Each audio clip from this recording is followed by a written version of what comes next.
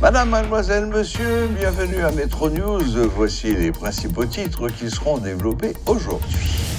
L'association professionnelle des banques proteste contre les menaces proférées à l'encontre des banques haïtiennes. Elle affirme se réserver le droit de poursuivre en justice tous les auteurs d'actes portant atteinte aux institutions bancaires. L'actuel gouvernement haïtien n'a jamais formulé de demande formelle pour une intervention des troupes de l'ONU sur le sol haïtien. C'est ce qu'a fait savoir la nouvelle représentante spéciale adjointe de l'ONU, Ulrika Ricardson. Le gouvernement, à travers le ministre du Commerce, annonce de nouvelles dispositions afin de lutter contre la pénurie artificielle du carburant. Il se propose de réaliser un monitoring des camions-citernes de leur départ du terminal à leur arrivée aux stations-service.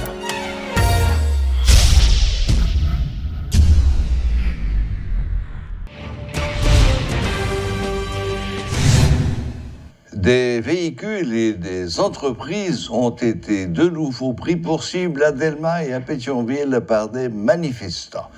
Lors d'une manifestation tenue ce lundi, les protestataires ont craché leur colère par rapport aux conditions de vie difficile de la population haïtienne.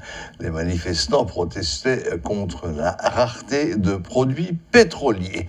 Ils exigeaient également le départ du Premier ministre Ariel Henry.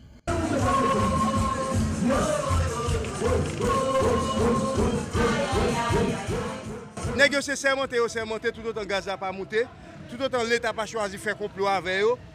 Non seulement pour gaz à monter, gaz a toujours été vendu dans la rue parce que c'est monter pour gaz à monter pour ne pas vendre dans la rue. Son bagage qui bien planifié. C'est même groupe moun sa qui prend dollar qui dit on accapare dollar, on bat peuple la goutte pour nous faire 10 000 gouttes, 5 000 gouttes sous tête. Tout problème ça yo vinn mettez nous dans la rue pour nous goumer plus pour nous sortir dans sanière. C'est ça que fait nous. Dans ça nous te lancé dans calendrier mobilisation. Ni pas camper. Qui veut dire qu'il y a une mobilisation là, c'est pas rien qui a camper non. Allez, nous pas camper même encore. Aujourd'hui à 5, 6, 7, 8, 9, 10 jusqu'à l'infini. Bataille à continuer jusqu'à ce qu'il y ait un résultat, jusqu'à ce que jeune gaz pour fonctionner à nous jeunes ni, jusqu'à ce que nous joignent l'argent nous $1 notre transfert. Avec si nous avons empêché le peuple à joindre gaz pour l'évacuer avec activité, nous-mêmes tout mettre barricade dans la rue pour ne pas une machine, pas une route pour passer avec machine. Je dis dans la rue parce que c'est peuple qui mobilise le peuple là. Pas grand café MP. On a dans pays a pipi si pas mon café pour payer c'est boulon caoutchouc pour lui, pas bouler chaque jour. Mais avec barricade là pas casser avenir. Regardez prix market moun yo c'est barricade. Prix l'école moun yo c'est barricade. Et kidnapping c'est barricade. Code diria c'est barricade. Gaz là moun yo manipulé comme un gros barricade dans le pays là. Ça appelle peuple à me répondre. Je parle pour l'appel politicien journée aujourd'hui. C'est peut-être ça c'est plus force, détermination, avec courage pour me camper en face système ça parce que c'est le peuple là qui a manifesté, pour libérer le peuple là. Bataille nous t'a mené contre première version PHTK. Deuxième version, nous pas attendre nous que nous tapons troisième version. C'est ça fait nous battre applaudissement pour tout le monde aujourd'hui qui a signé encore avec Ariel Henry qui choisit tendre la raison pour Ariel aujourd'hui à la troisième version PHTK puis raide sous base ça. Pas aucun dialogue possible avec Ariel. Nous condamnons trio magouillé, trio Kounze aujourd'hui là, qui a demandé dialogue avec Ariel là. Pas gagner dialogue avec Ariel. Nous demandons 17 octobre pour blanc refaire tout là pour aller à Ariel.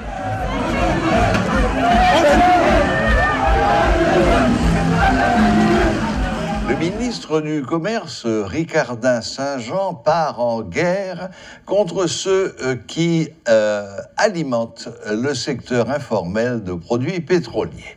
Il donne la garantie que le gouvernement haïtien se bat contre les auteurs du désordre que constitue la pénurie artificielle de carburant.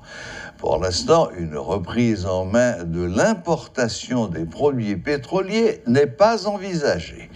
Le ministre est catégorique, la démarche consiste à régulariser le secteur. Dans le cadre des nouvelles dispositions, le gouvernement se propose de réaliser un monitoring des camions-citernes de leur départ du terminal à leur arrivée aux stations-service enregistrées. Les distributions sur le marché informel sont réalisées essentiellement par les camions. Le ministre appelle à une vigilance citoyenne pour freiner cette pratique. L'ancien diplomate Pierre-Antoine Louis dénonce le fait que les politiques bloquent le pays plutôt que de trouver un compromis pour le faire avancer. Il a fait valoir qu'une entente entre le secteur privé et le secteur politique devient de plus en plus nécessaire pour que le pays puisse fonctionner normalement. Quelle que soit irrégularité qui était entachée face aux dénominations, comme nous avons une situation extra-constitutionnelle, ou encore le dysfonctionnement du Sénat, mais tout acte ça a interpellé. Mais il faut dire tout que la société civile est interpellée et un pilier de la société civile, là, c'est le secteur privé.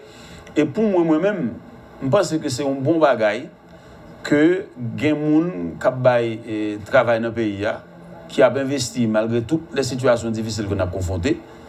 Et moi, comprendre que tout le monde n'a pas le même intérêt, tout groupe financier n'a pas le même intérêt, toute entreprise n'a pas le même intérêt, dans le sens qui ça me dit pour faire business au marché.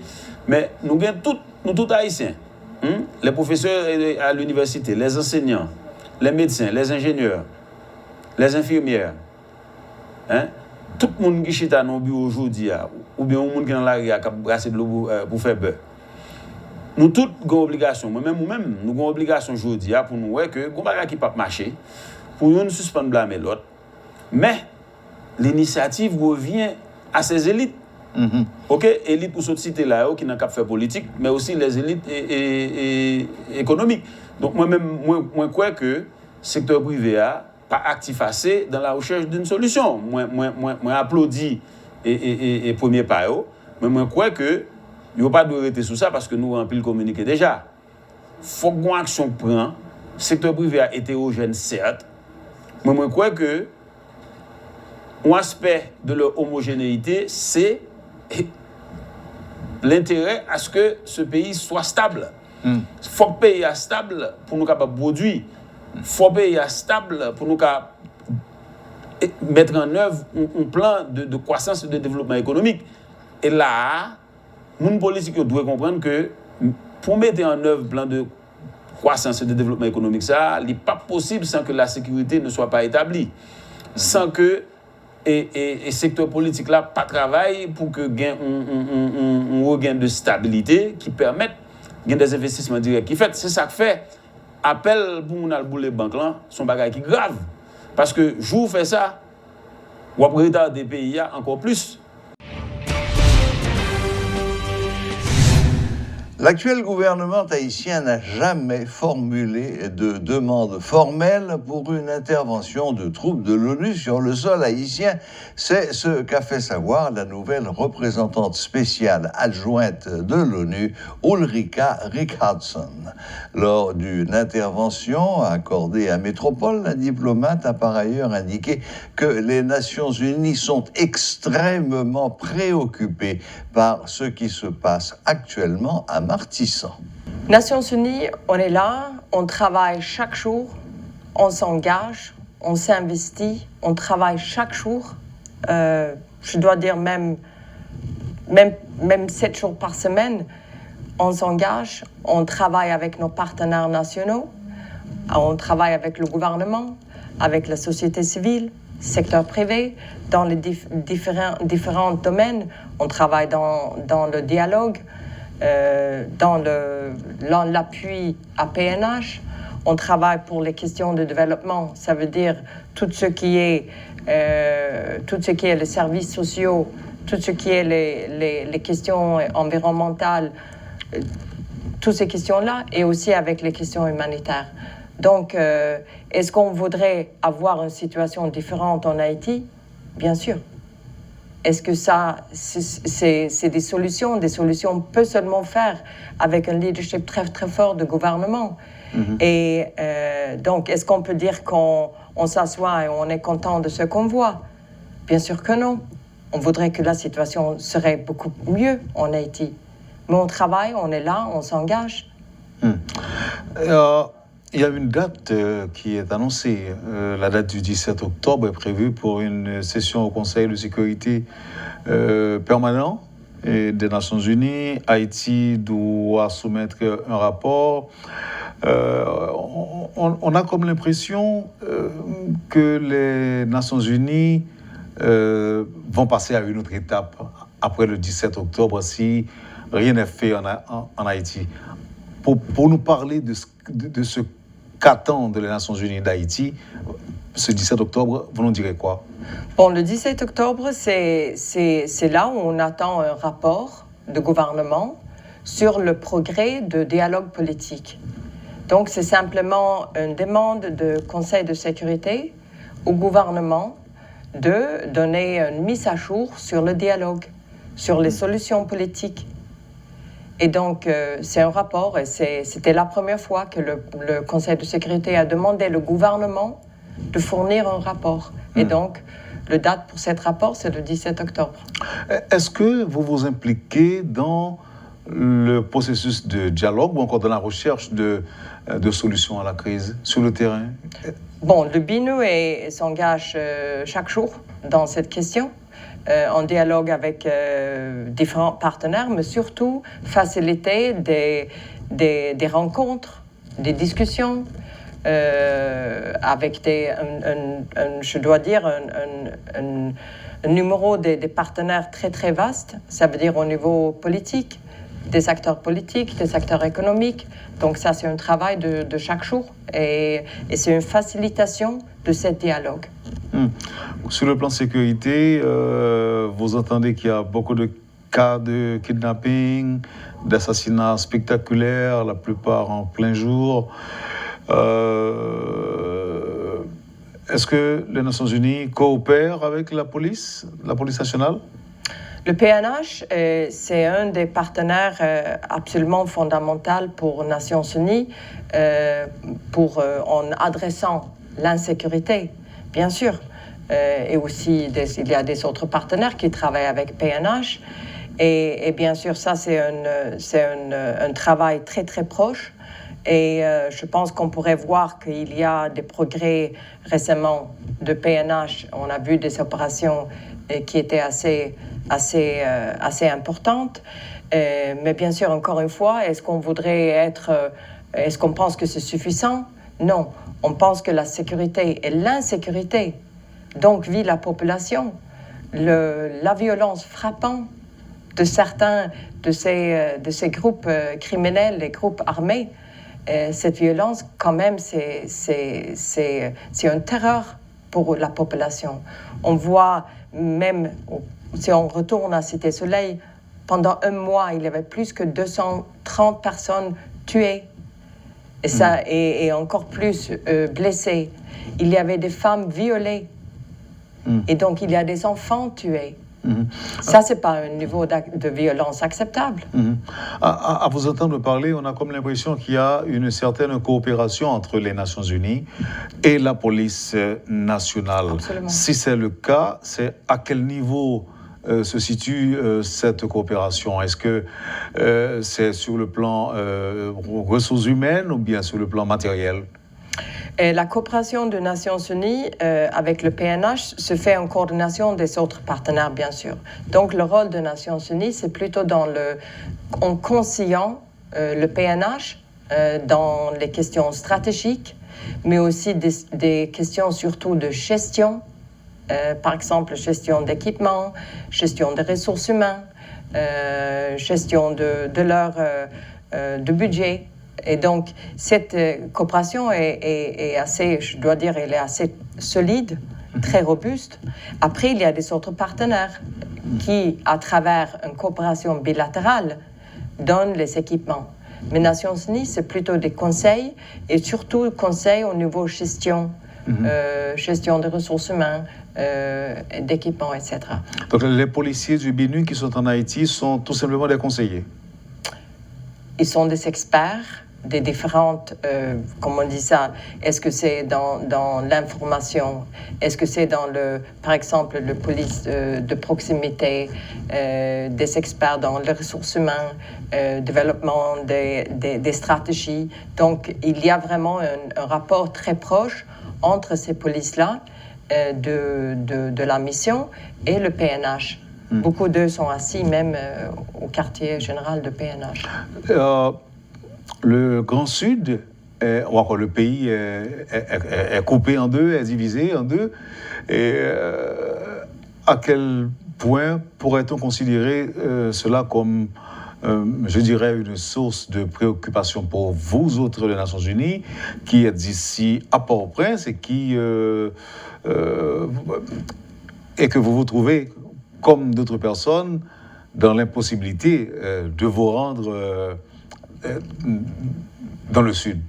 Bon, il faut savoir que, autant que des agences des Nations Unies, on a quand même 7 bureaux dans le terrain. Ça veut dire dans les départements, dans les provinces, il y a 7 bureaux des Nations Unies. Oui, mais Martissant reste un défi pour tout le monde. Oui, mais on a des personnes là, on a des bureaux avec les personnes qui vivent là-bas, dans le sud, dans le nord. Donc on a des activités qui ne sont pas nécessairement, si je peux dire ça, arrêtées à cause de blocage entre le sud et le capital. Bien sûr, je dois dire, ce n'est pas les Nations Unies qui souffrent, c'est la population qui souffre. Il y a 3 millions de personnes qui vivent dans le Grand Sud. Et eux, ils ne peuvent pas avoir accès à leur capital pour des services, pour vendre leurs produits au marché normal. Donc, bien sûr qu'il y a un impact énormément grave sur le Grand Sud. Pour nous, bien sûr, ça a compliqué la distribution de l'assistance humanitaire après le tremblement de terre. Ça a fait très complexe tout ce qui est la reconstruction. Mais je dois dire, la bonne question, si vous me permettez, c'est la population qui souffre de cette blocage. Et ça, c'est bien sûr, c'est surtout pour les petits agriculteurs, pour les associations des femmes rurales, etc. Ça, cette blocage de capital est vraiment très, très, très grave. Lancement ce lundi de la quinzaine de l'ozone par le ministère de l'Environnement. Une journée porte ouverte, des séances de formation, entre autres, auront lieu du 1er au 16 septembre au local de l'institution. Cette activité vise à sensibiliser la population sur l'importance de la couche d'ozone dans l'environnement et notamment à expliquer comment la protéger. Le 16 septembre a été proclamé par l'Assemblée générale des Nations Unies Journée internationale de la protection de la couche d'ozone en vertu de la résolution 114 de décembre 1994 en mémoire de la date de l'adoption de cet accord le 16 septembre 1987 célébré et un devoir qui incombe à tous les pays partis au protocole de Montréal de se mettre au pas pour en quelque sorte marquer cette journée mondiale de la couche d'ozone prévue pour le 16 septembre prochain. C'est une occasion spéciale où les partis mettent la couche d'ozone en exergue et en lumière par devant toutes les nations. Cette quinzaine circonscrit donc dans le cadre de la célébration de la Journée internationale pour la protection de la couche d'ozone. Elle commence le 1er septembre pour atteindre son apogée le 16 septembre. La quinzaine de l'ozone se veut une plateforme de sensibilisation à l'intention du grand public en général. Nombre de personnes ne comprennent pas les liens intimes qui unissent les activités humaines et les problèmes environnementaux, notamment l'épuisement de la couche d'ozone, parce qu'elles ne détiennent pas les informations adéquates. Le Bureau national ozone a jugé nécessaire de consacrer ces 2 semaines à mettre les bouchées doubles pour renforcer la prise de conscience du public vis-à-vis de cette problématique. Une information suffisante peut apporter non seulement la sensibilité, mais aussi les attitudes et les comportements indispensables pour promouvoir la participation et la coopération pour une gestion durable. Faut-il rappeler que la présence de la couche d'ozone au niveau de l'atmosphère est l'une des conditions remplies par notre planète qui garantit la présence de la vie à sa surface. Elle sert de filtre contre les rayons ultraviolets bêta incompatibles à la vie sur Terre. Pour cette quinzaine de l'ozone que je déclare à présent officiellement lancée, je profite pour faire appel à la responsabilité de toute la population haïtienne, non seulement dans le contexte de la mise en œuvre du protocole de Montréal, mais aussi dans la gestion de tous les problèmes auxquels notre environnement est en train de confronter. L'État doit jouer son rôle moteur pour stimuler l'implication de tout un chacun. Le ministère de l'Environnement, à travers le Bureau national ozone, BNO, durant toute cette quinzaine, se propose de stimuler une bonne partie de la population en vue de déclencher en elle cette volonté collective en faveur de la protection de la couche d'ozone et de la protection de l'environnement en général. Voilà, la boucle est bouclée. Merci de nous rester fidèles. Très bonne semaine à toutes et à tous et à la prochaine. Même heure, même chaîne.